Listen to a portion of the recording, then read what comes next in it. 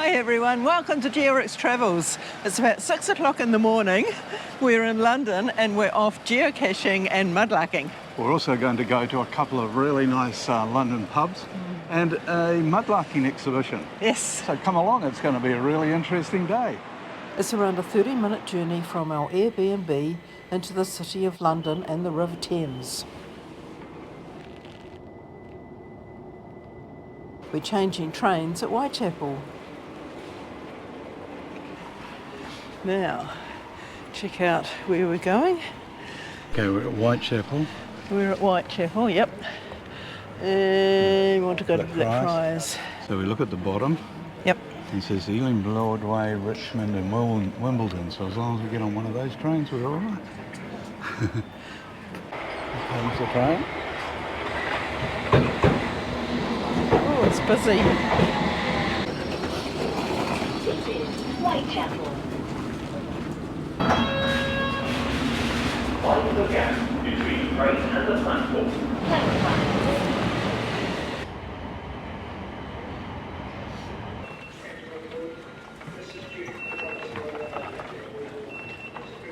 We're at Black Friars and we're just going to turn right and go along to the Millennium Bridge. Black Friars pub across the road, which we'll be heading to later. We're just walking down to where we go mudlarking. Normally we try and get down 2 hours before low tide. That gives us plenty of time, but today we're a bit tired from our journey from New Zealand yesterday. And although we did get up quite early, didn't we? And we're rushing. Yeah. For us. So we're going to get down there just at low tide. So we'll see what we find. Right, here we are, Millennium Bridge. Just up in front of us there. Two good geocaches up here. One's at the start of the bridge and it takes you across the bridge. And the other one's down the stairs and we'll pass it in a few minutes. We've shown it in other mudlarking videos. And we got these a few years ago. Oh yes, you can see the tide's low. There we are. It's the River Thames. And here's where the other good geocaches. Just here at this little monument.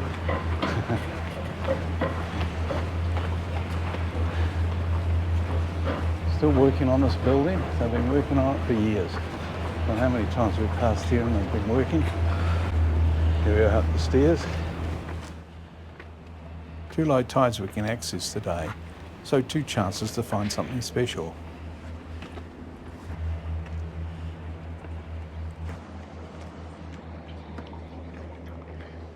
And pretty steep stairs. There's the remains of an old wharf here.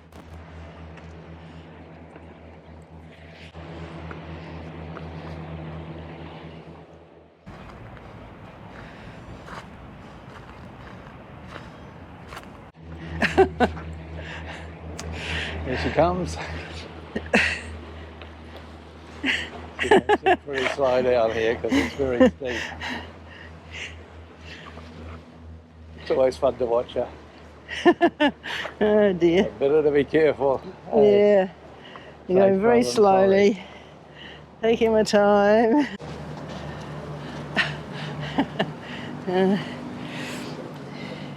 Makes a good video, Lynn. Yes, you're very good at that. All right, see, I made it. Yay. You did, safely. Yeah. Yay. All right. Okay, we head What can off we along. get? Woohoo. Now, I thought there might be some other mudlarks here because we're so late. But they've Yeah. either gone further along or they're not here today. Well, it's a working day, isn't it? Which Yeah, makes a that's true. difference. Looks like we're all alone down on the foreshore today, which is always very special, I think, when you're in a major city such as London and you're down here all by yourself. Although you can hear the sort of sounds of the city in the distance, it's still quite, yeah, it's quite pleasant really. Oh no, we're not alone. There's one person way in the distance over near Queenshythe. You can see lots of bones in the foreshore here. And in fact over in Queenshythe, right up where the buildings are, There's a huge collection of them. The usual clay pipe stems, which there are hundreds of thousands of them, if not millions on the foreshore.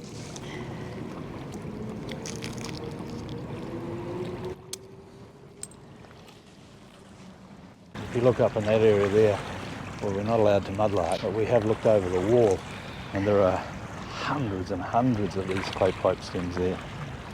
No bowls that we can see from up on the wall. We're not allowed to go down and have a good look. Can you see the broken pipe? These are worth picking up as they sometimes have the maker's initials. Left side has a W for the maker's Christian name. On the right side, a B for his surname. The colour makes me think it's from a Bartman jug. It's one letter of a German motto.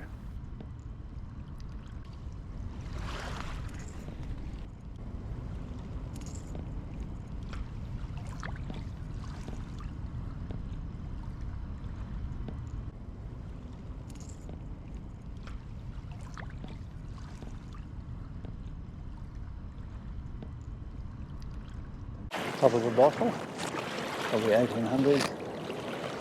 Not too sure about that, but I think that's right. It's my best guess anyway.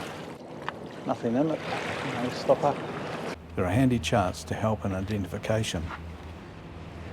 Looks like a little pile of coal here.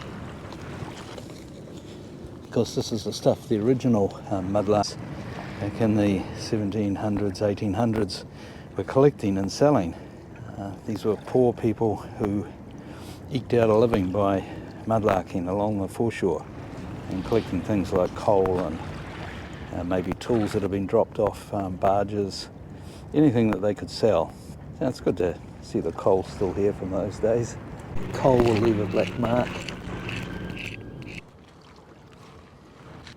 And you see the oyster shell with a hole in it?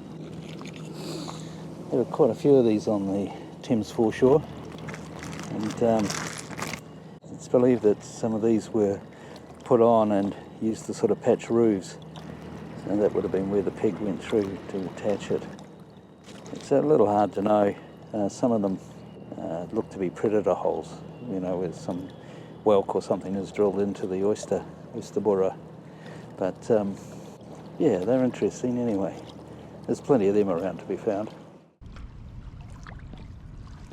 Can you see the green glaze on a piece of pottery here? A little sherd. There it is. Always like finding the green. I don't know what it is about them, they just look so nice. Looks like there might be a pin here. Can you see it? In the past, large numbers of handmade pins were used to join clothing together. The elaborate ruffles were starched, pinned and ironed every time they were to be worn. Clothing was extremely expensive. It was a matter of adjusting the clothing they already had. Pins made women's clothing far more adjustable through puberty, pregnancy and ageing. Looks like something interesting has been found over here by another mudlark. Lynn's beckoning me over in a hurry. Found some treasures here. Yes. The ones I've found over the last few years. Oh wow, that's so good. But this is a completely different shape. Yes, it is. To the others, but they do come in, you know, quite a number of alternatives. So this is from the money boxes from the theatres. This is from the money top at the. It's the money box, Tudor money box finial from the very top of the money box. Yeah. And then we find these because the money boxes are smashed to get the money out. Mm-hmm. So obviously it's just the top bits that you find, and obviously the side bits. So. Oh wow. Yeah. That's one of the things we really want to find one day. And she's also got a really lovely little pipe bowl. That was impressive. This is just from this morning. It's very small. Oh wow. I don't know if you can see, there's like a feathered pattern down there. Yes. And then there's a similar feathered pattern down there, but it's quite small. Yes. Really, for a patterned pipe. So it is, isn't it? Because they're normally about 1800s, aren't they? Normally with the patterns. patterned ones are bigger than that. Yes. Yeah. This more like late 1600s or early 1700s, doesn't it? By its size. Yeah. And then this was my favourite find from yesterday. It's a trade bead. Oh, right. Yes, we've found one trade bead. Yeah. Yeah, that's an old one, With isn't the it? blue and yellow stripe. You Yeah. can see through the end.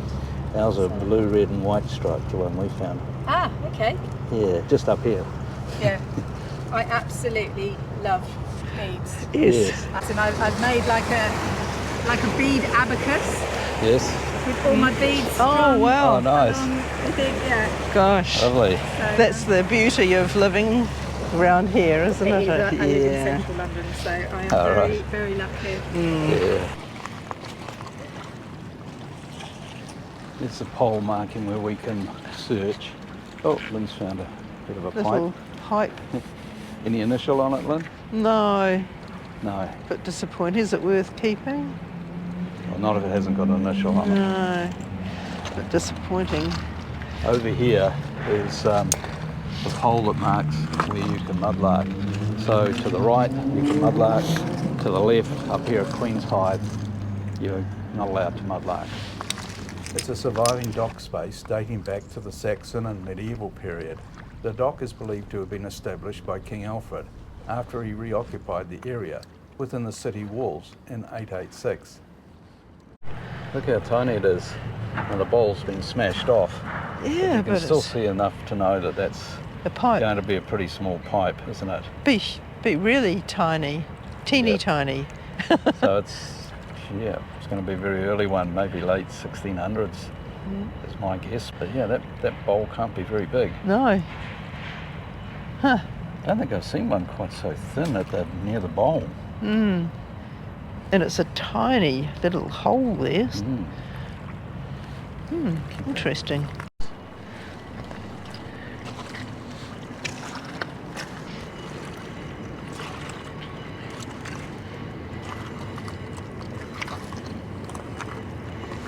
Found an interesting piece of Staffordshire comb slipware. Oh. Come and have a look. Look at that. It's Oh, nice. that's nice. Yeah, you can see the combing Yeah, that's really good. well on that one.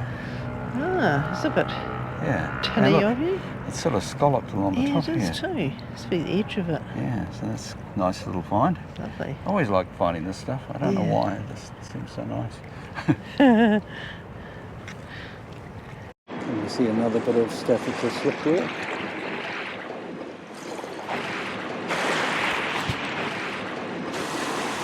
This piece has the straight lines on it, not the combing so much.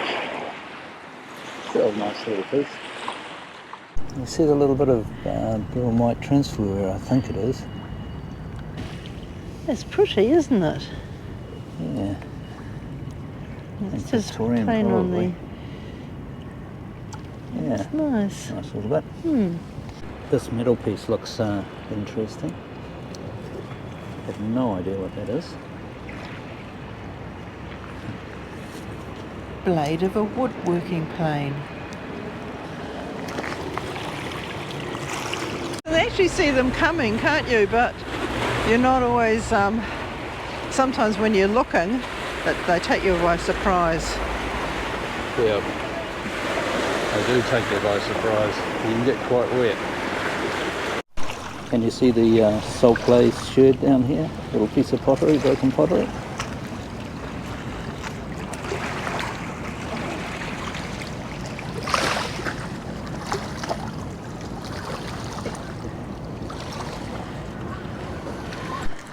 Can you see the pipe bowl?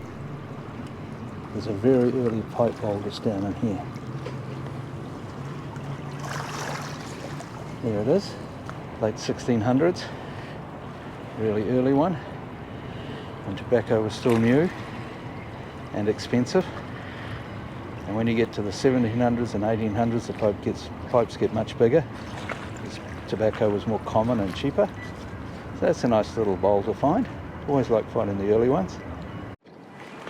Oh yes. Can you see the VS on there? Oh no, really. Yes, that's lovely, isn't it? They say that it used to be Virginia smoke, but I don't know whether that's a folklore or not, but All right. that's where a lot of the tobacco came from. here from Virginia, over in the United States now. So VS, Virginia smoke. Oh, lovely. There's another little one in the late 1600s. A little bit of chainmail there, and it's all encrusted. But you can see the.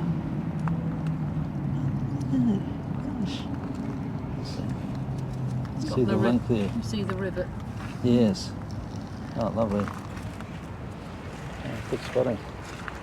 Looks like the remains of an old wooden ladder poking out of the foreshore here. It's amazing what survives.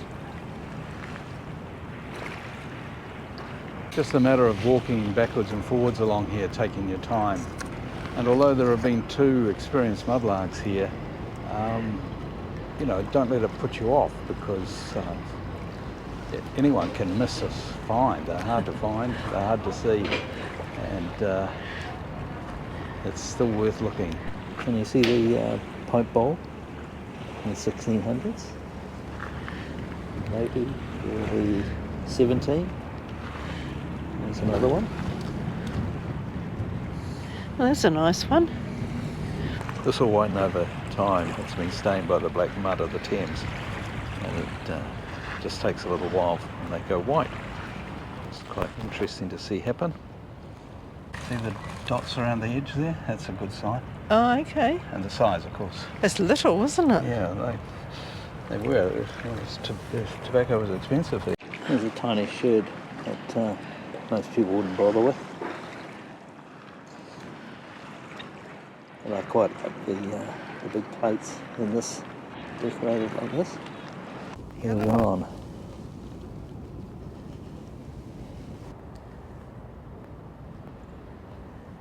Can you see the find?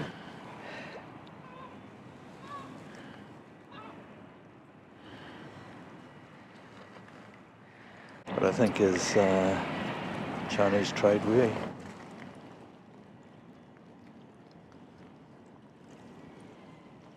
Sometimes it's worth looking up against the walls.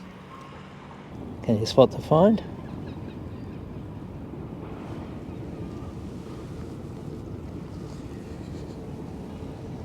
Nice bit of transfer wear with some sort of a picture on it. Not sure which way up it goes. Maybe that way. Maybe it's that way up. Georgian game counter. I think it's Georgian, don't quote me on that. Okay. We're not sure. Maybe Georgian. It would be that way up, like that. That way up. Yeah. Oh, nice. And another little pipe bowl. I love these little pipe bowls. They're Yes, they're so lovely. cute, aren't they? They are. Yeah.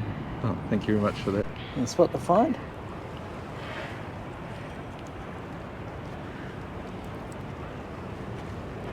A little bit of Westerwald. I'd love to find a really big piece.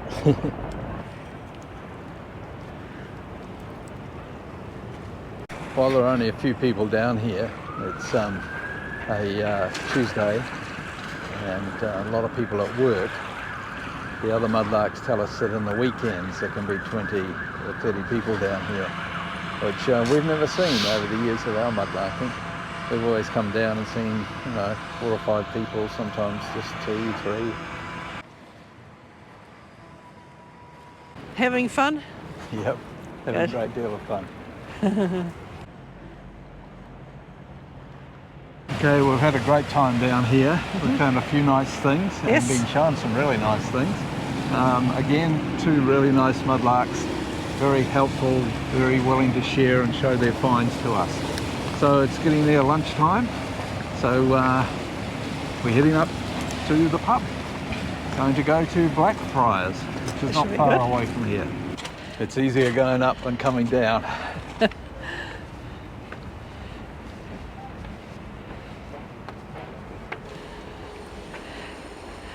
There we are, you got up okay? Yes, I survived.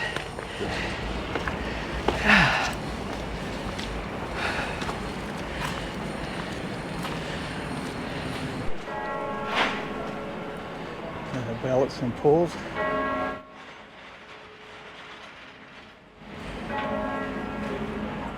Just realised it's an hour and a half before the pub opens, so although we're hungry, we're going to get a coffee and something to eat. And this Gales looks a really nice place. We're going to go in here.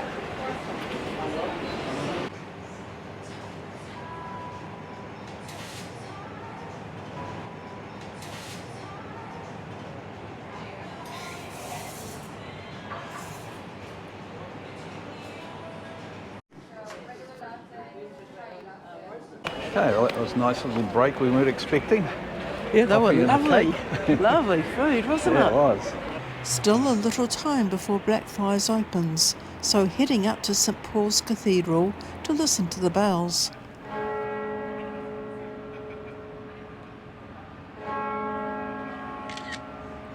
Midday, time to go. Oh, just started to rain. Getting a little bit wet as we walk down to the pub. Oh, it's getting quite wet at the moment.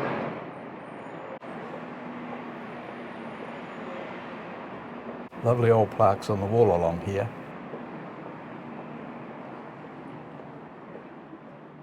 There we are, Black Friars, the delicious pies served here.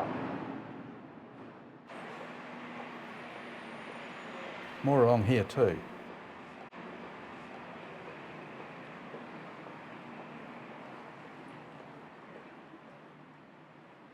Built around 1875 on the site of a former medieval Dominican friary. Oh, this looks Oh, good. what an atmospheric place. Yes, wow, Look at that. that's impressive. Yeah. Neat looking place, eh? It is. Very different. Wow. Oh, the best. Bass used to be the biggest selling premium cask ale in Britain. Haven't seen it on tap for a long time. Judy, thank you.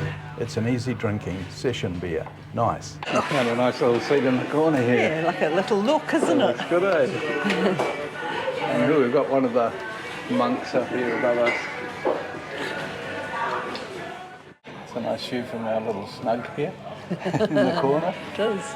Love the copper up around the bar and things.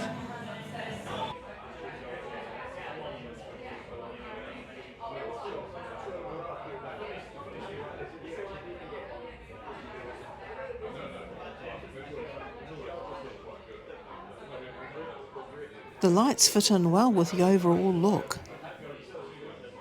Cheers. Cheers.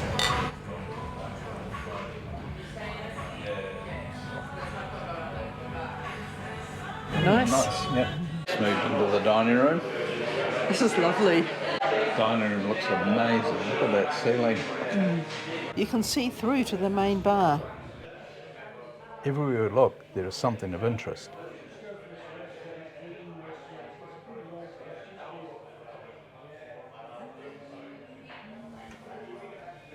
I'm having battered haddock and Nicholson's pale ale, chunky chips, mushy peas and tartare sauce. Rick's having a rabbit pie and creamy white wine and leek sauce, topped with mash, with long stem broccoli and thyme roasted carrots. Yum! Nice around the other side of the bar too.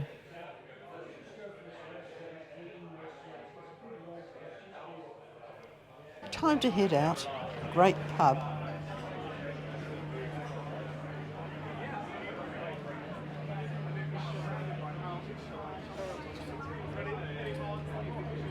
It's worth looking up, not just to see the friar in his black robes, but lots of other special features.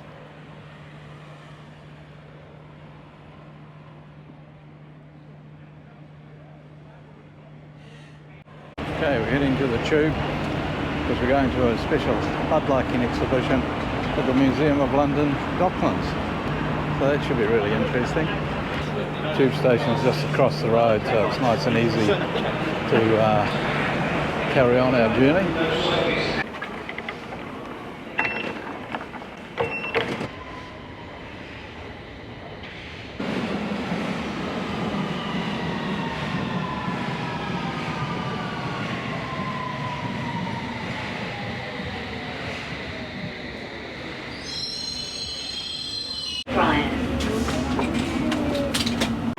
trains again at Whitechapel.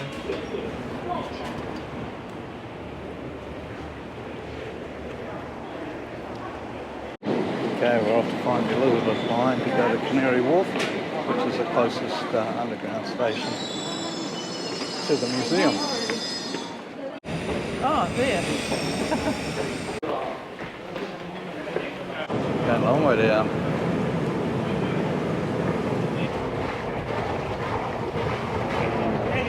Services, except for the Silvertown Tunnel. Abbey Wood via Canary Wharf. The next station is Canary Wharf. There we are, Canary Wharf.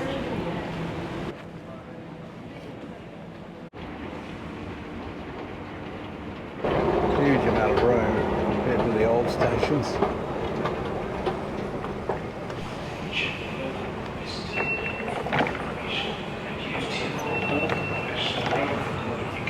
Okay, now we're going to find our way to the museum. So we're going along here, across this footbridge, and along to the Museum of London, Docklands. Let's hope we're right. Okay, head off. We'll find out, won't we? Okay, we think we're going along Fisherman's Wharf. We hope so. Okay, here we go across the bridge.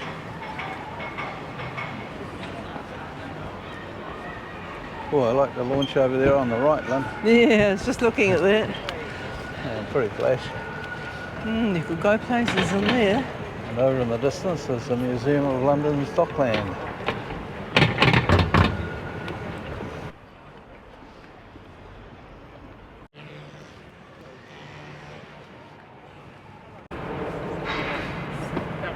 It's actually easy to find, wasn't it? Yeah, it was very easy to find from Canary Wharf. Here we are, London Museum, Docklands, and there's the exhibition, Secrets of the Thames. Okay, in we go.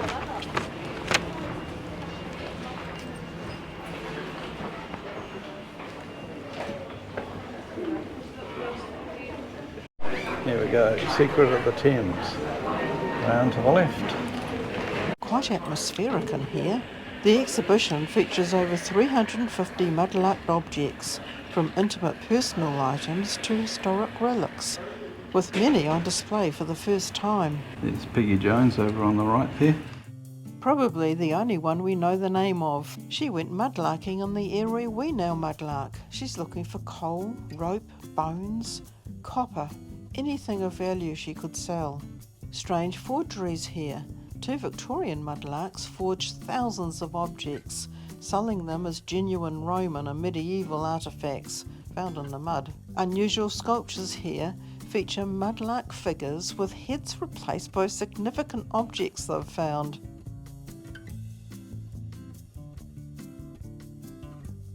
Love this model. Lots of objects are found on the foreshore from the many ships who have called in over the centuries. A Viking axe, what a great find. Swords and daggers have been found, some amazingly well preserved by the mud.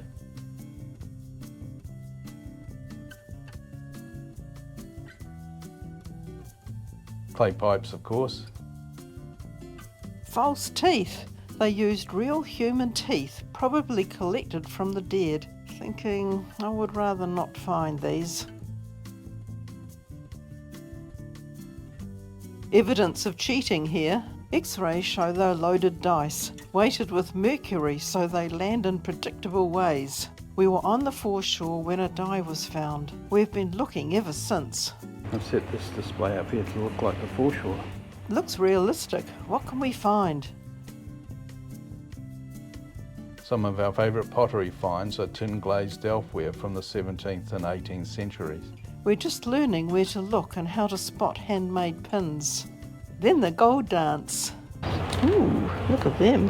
Yeah, gold and Wow, they look nice. Gold ring with a pink spinel, engraved "For love I am given."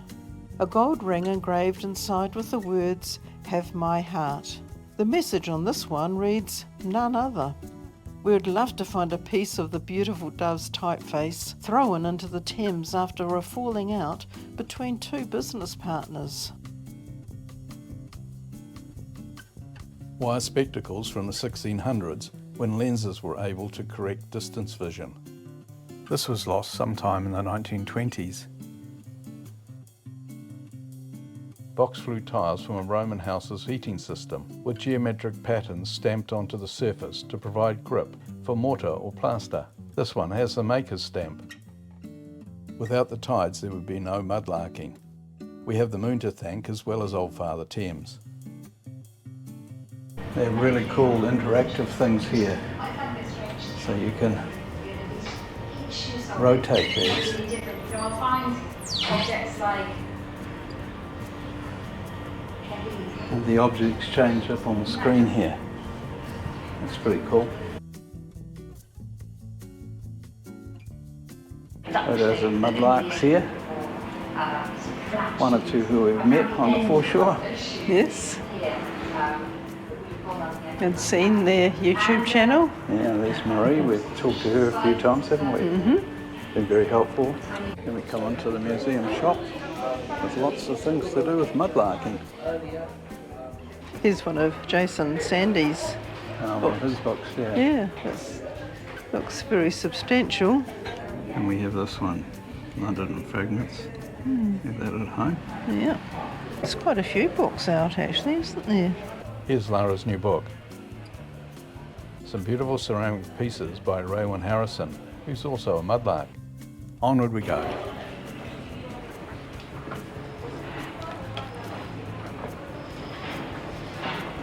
There we are. Right, we're off to now then. Town of Ramsgate Pub. Yes, that sounds good. When the tide goes out again, maybe some more mudlarking. Yeah, that'd be great. Yeah. The town of Ramsgate is one of the oldest pubs on the banks of the Thames.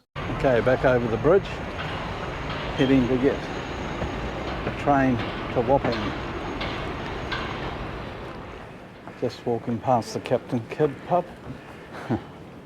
That's quite a nice one to go into sometime if you're passing by. So is the Prospect of Whitby, which is also nearby. Okay, here we are at the town of Ramsgate, one of our favourite London pubs. There's been a pub here from at least 1545 and probably back to the 1460s. The town of Ramsgate and the Wapping Old Stairs, the passageway to it is just down to the right there. We'll go there later when the tide's out. Okay, in we go. Into the pub. Always have the wonderful Harvey's Sussex Best when we call in here.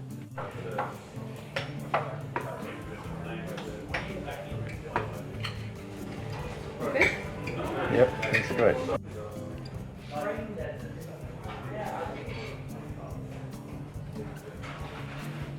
Yes. There's lots of great history on the walls of this pub. Here's Judge Jeffreys, known as a hanging judge. When James I fled the country, Jeffreys stayed in London until the last moment, being the only high legal authority in James's abandoned kingdom. When William III's troops approached London, Jeffreys tried to flee. He was caught by an angry mob here at the town of Ramsgate, disguised as a sailor, and taken to the Tower of London where he died of a kidney disease.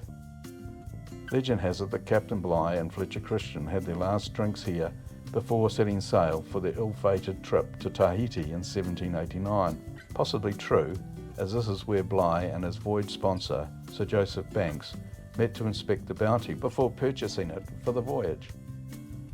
Princess Elizabeth before being crowned Queen Elizabeth II.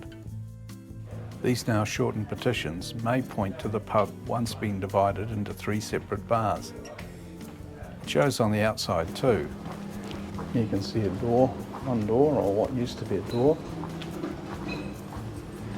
There's another one down here. The reference to Ramsgate came about after the fishermen of Ramsgate began landing their catches at Wapping Old Stairs. They chose to do so to avoid the river taxes, which had been imposed higher up the river, close to the Billingsgate Fish Market. Ramsgate Harbour of 1850 features in the pub sign and is also etched in this mirror.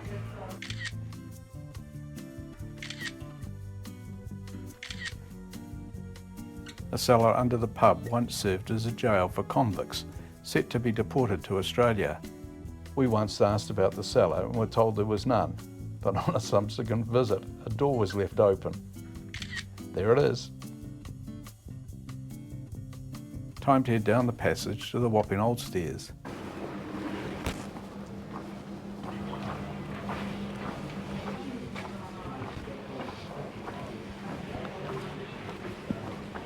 The pub's beer garden is just over the wall on the left.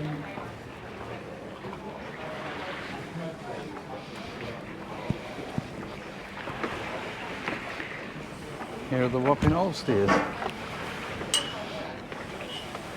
Been here for hundreds of years. Be careful we don't slip. There's the pub up there. And Lynn's already started mudlarking on a tiny little bit of the foreshore. Hi. Still got a way to go out yet. Somewhere out off these stairs was Execution Dock, where prisoners of the Admiralty courts were hanged. Some of these prisoners were convicted of smuggling, mutiny and piracy. There's an interesting little verse about the Wapping Old Stairs, and I'll read it to you. It's to do with a sailor leaving from the Wapping Old Stairs. Your Polly has never been faithless, she swears. Since last year we parted on Wapping Old Stairs.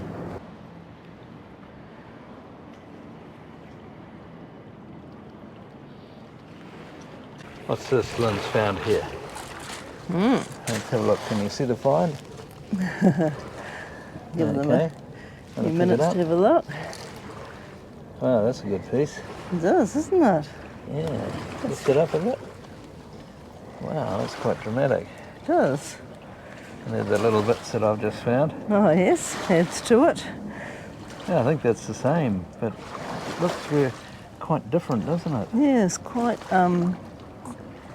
dark, isn't it? Dark and thick.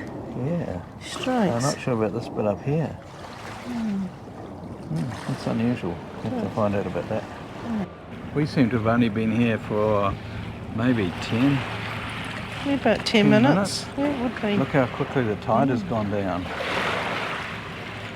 Be interesting to see how far these waves come up. Wow, it's quite a clear bit along here now. So we can go along here reasonably safely. The wake's not going to wash up over our shoes.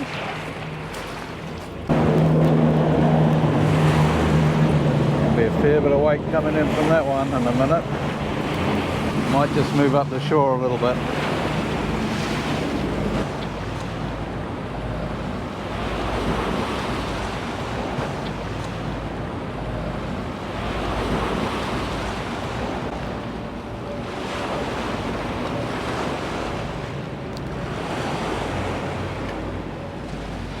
See the chalk here laid down for the barges to have and boats to have a nice soft foreshore to land on. A few years ago, there was a great geocache hidden here. Looking at the place you had to climb up, we can see it's getting a little more difficult as things weather. That could be why it's archived. A pity, but understandable. Can you see the find?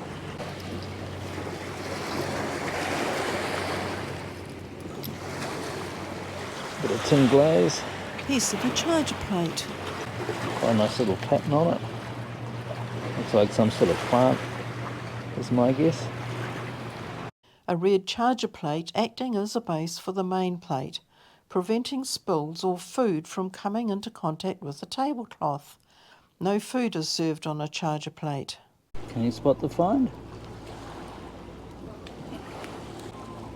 Another piece of tin glaze. Plain on the back. Nice blue stripe with it. It's half an hour since I filmed here. We've been going along collecting a few little nice pieces of broken pottery. But yeah, the tide stays high for quite a long time until probably about an hour, hour and a half before low tide, and then suddenly starts to go down quickly here. It's different on various parts of the shore. Old piece of glass here. Nice colour, and you see some air bubbles in it. Victorian, I'm sure, quite thick. Well, this brings us to the end of our day's mudlarking. We've had some nice finds in 2 different places, and we've met some nice people. Yes. And of course it was an interesting exhibition at the museum. Yes. So we're feeling pretty tired because we haven't got over our flight from New Zealand yet. Still trying. Anyway, thanks for watching. And if you like this video, please give us a thumbs up so more people can watch. If you're interested in pottery sherds, check out Richard Henry's books. They're available in hardcover and PDF versions.